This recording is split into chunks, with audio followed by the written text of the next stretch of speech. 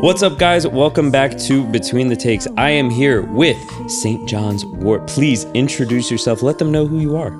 I'm Salina. I play vibraphone and I'm a singer-songwriter. Yeah, very well, I might add. You play very well. Like, this session was a lot of fun. It was super unique. Shout out to your band as well if you want to give them all a quick...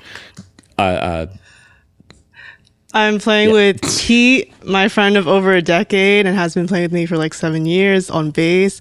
Dylan, my new friend, on drums, and Eric McGarry on guitar. I don't know why I only said his last name. He's got an iconic last name, but also shout out to Eric McGarry because he is the reason that we met, and he's also been on, this is now his third time playing on the sessions, but shout out to him because he connected us at Free Range the one time that I was filling in for his sound guy that wasn't able to make it, and I was very fortunate to meet you. And you were teaching me about sound gear. Honestly, you made me feel... You made me feel special that day because I mentioned like, I do, like I met Eric through Food Taught Sessions, blah, blah, blah. You're like, I know that. And I was like, you do? Yeah. You do? Yeah. You have really great people excited. Playing on here. Yeah, I've seen your videos before. Thank you. Yeah, and thank you so much for having me. Yeah, absolutely. When you showed me your stuff, I kept listening to My Kind of Love. I know you said you're not a fan of that project, but I love that song. Thank you so much. You can ask my wife. I play it in the car fairly often. That's very flattering. It's I don't know. It sounds great, but the vibraphone aspect is so unique, I think, especially around Philly. And props to you for dragging it everywhere. This is like six cases. 5 cases? 5 cases. 5 cases. 2 of them are the same height as me. I feel like they are bigger. Bigger than me? Yes. They might be heavier than me. All of it together, yes. I would say that. Yeah. But like I said, impressive sound. Like, I learned so much just from watching you play tonight, and it was a lot of fun seeing you do it because I hadn't seen anyone play vibraphone or anything like that since I was in college. The whole double mallet in the hands thing blows my mind. Like, the more I think about it, I'm like, yeah, it makes sense, but I'd still rather stay mind blown because it's impressive watching you play that. Oh, thank you. Yeah. I learned 4 mallets in high school because I was in marching band. So I just spent like the majority of my high school career just practicing 4 mallets all day just because my friends were in band. Yeah. Well, is that kind of where you started the whole vibraphone journey? Yeah, and the only reason I played mallet percussion in school is because I originally was on flute, but I don't practice. So I forgot how to play flute. And I was like, can I play mallet percussion instead? Because I know how to play piano. Yep. Okay. What made you kind of want to incorporate it into your music that you're doing now? Literally just because it's my main instrument that I feel the most comfortable on. Yeah. One time my friend said, like, way when I started this project, I played a song for him. He's also a vibraphonist, and he was like, Salina, this is really great because you can tell it's just your instrument. Like, it's not a gimmick. Like, you're not doing it because it's novel. It's just what you play. Yeah. Yeah. Yeah. And it, like you said, it is novel, though. It is something that makes you stand out because you're doing these songs and they sound, there's dynamics to your songs. Like the My Kind of Love feels very singer-songwriter-esque almost in a way, but then you did a couple songs tonight. One of them sounded like it had some heavy rock influences on it, and I liked that kind of like journey you took with your music and how different you let each song be, and it showed the dynamics just of that one instrument. Like you said, it's so much of a percussive instrument, but it's so musical. It's so note heavy and melodic. Yeah, I think the reason I'm embarrassed by my 2022 EP is just because it feels very juvenile, only because I know myself so intimately. So it feels very much me when I was 22 years old and I was figuring out how to write songs and arrange songs. So I'm just really excited to release this new music because it feels more authentic to my taste. I don't think it's a bad thing, though. I think looking back at your old music, yes, it timestamps to you for yourself, but you don't know who else could be in that state of mind listening to it. So I'm very glad you didn't take it down. Apparently it's you in your car. It's just it's a song that I bop to. I don't know what it is, just the rhythm of the song just hits perfectly, and the vibraphone, like I said, the vibraphone just gives it a vibe. Pun intended, I guess. It just gives a flow that feels very natural. Like, put the windows down, it's sunny out, it's nice, go for a drive. That's actually my favorite compliment when people tell me my music sounds natural, just because I think music is meant to be natural to humans. Like, people were making music before we even knew what it was. Yeah. I mean, so much of, I think so many of the historians that are out there have probably agreed that a drum, a percussive sound, is the first instrument that we had. And all of it was working off of vibrations. And I think the vibraphone is just the conglomerate of the vibrations and the percussiveness that we had. You could say that is one of the more natural instruments for humans in general. Nice. But tell me more about the 3 songs. Can you remind me what the title for the 3 that we did tonight were? We played I Want You, Lori, and Love Was Never Enough. All of those were great songs. Do you feel like you had any like interesting backstories? Because you're saying these songs are a lot more true to you now. Is there anything specific that you would want to share or want people to know about any of them? Yeah, I think with all 3 songs, I started leaning more into like indie sensibilities, whereas My Kind of Love feels very pop oriented. Fair. I Want You is the first song I wrote, so it's also kind of juvenile. It was just about a crush that I had that I knew that I shouldn't have, but a lot of people relate to it, and I really like that. I think everyone's had that exact same feeling, so yeah. Lori is actually a reference to Little Women, because my friend mailed me that book because it's one of her favorite books. And I'm recontextualizing the scene where the main character, Jo, and her childhood best friend, Lori proposes to her, and she's like, no, don't do this to me. You're my best friend, and I just don't love you. And he kind of insists, like, well, we should get married. And she has to argue with him. And it's just like in that time period, women didn't really have much opportunity in their lives. They had to marry rich to be able to live a comfortable life. So I'm just recontextualizing that into now, where I feel like there's still a lot of pressure to be in a relationship, to get married. Even it's about compulsive heterosexuality as well. Like, there's a lot of pressure to be in a heterosexual relationship, and it's more comfortable and there's more privileges than that. And it's about maybe refusing that expectation. That's really cool. I especially like the whole literary aspect, like tying it all together. I love seeing people take creative works that have influenced them and turning them into a song.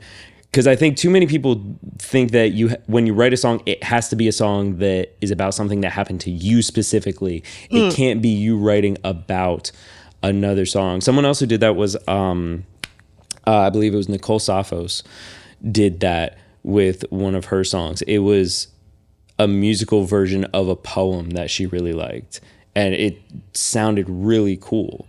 And I think you're kind of doing the same thing, taking the whole concept and the whole scene and what you think the woman's inner dialogue would have been in that situation.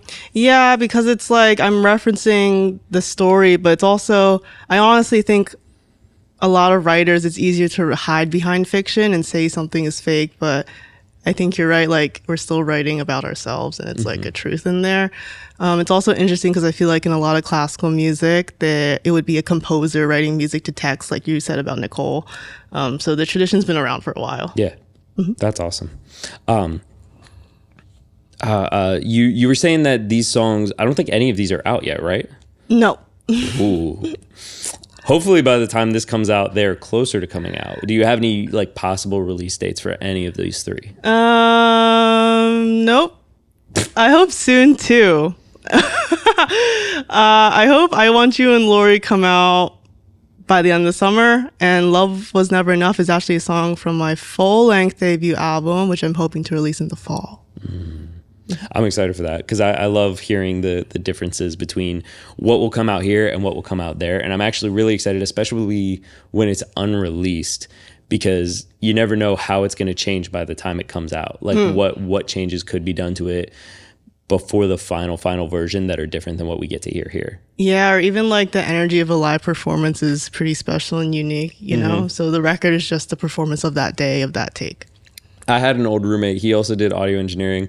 And he was asking me one time, he's like, how do you always make all of these sound so energetic? I hate it. Like you make everything sound so like so alive. And then he realized, oh, it's because you record everything live. And it was really funny. But yeah, I think most people don't think of the vibraphone as like the lively instrument, and I'm excited to show them this, and I'm hoping that this helps push your projects and push you to get these projects out when people hear how good they are. Oh, thank you so much.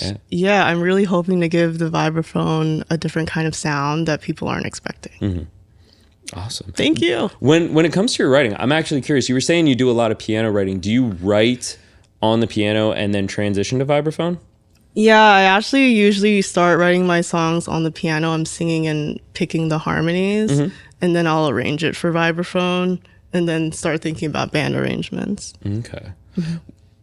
How does the transition go from piano to vibraphone? Because I feel like you're, rather than playing with 5 fingers, getting possibly 3 to 5 different notes on one hand, you're stuck down to 2 in each hand. Totally. I'm actually very curious how that kind of works with the writing. Yeah, I actually started, sometimes I'll write and I'll intentionally only use 4 fingers and see, just to see how it'll sound. But a lot of times I am starting with like triads and adding like the extensions, and then I'm picking what note I want the bass. But I know like the range of the vibraphone, so I'm keeping it within those 3 octaves. Yeah. Gotcha.